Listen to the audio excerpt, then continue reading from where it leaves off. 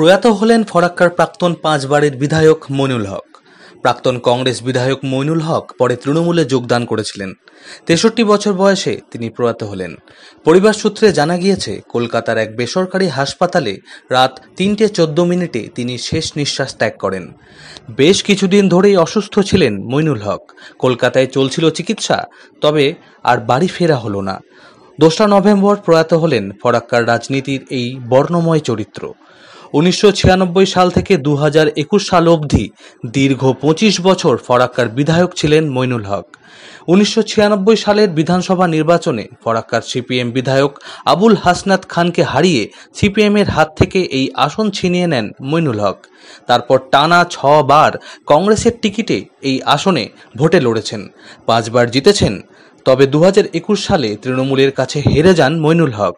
তিনি সর্বভারতীয় কংগ্রেস কমিটির সম্পাদকও ছিলেন। তবে তৃণমূল কংগ্রেসে যোগ দেওয়ার আগে সেই পদ থেকে ইস্তফা দেন তিনি। 2021 সেপ্টেম্বরের শেষের দিকেই কংগ্রেস ছেড়ে তৃণমূলে যোগদান করেন মইনুল হক। এবং মইনুল হকের সাথে সাথে পুরো ফরাক্কার যাবতীয় যারা নেতৃত্ব আছে সকলেই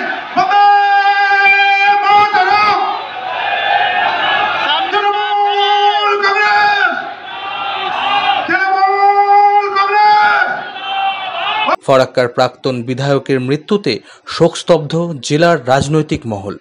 মইনুল হকের প্রয়াণে এক্স হ্যান্ডেলে শোক প্রকাশ করেছেন খোদ মুখ্যমন্ত্রী মমতা বন্দ্যোপাধ্যায়।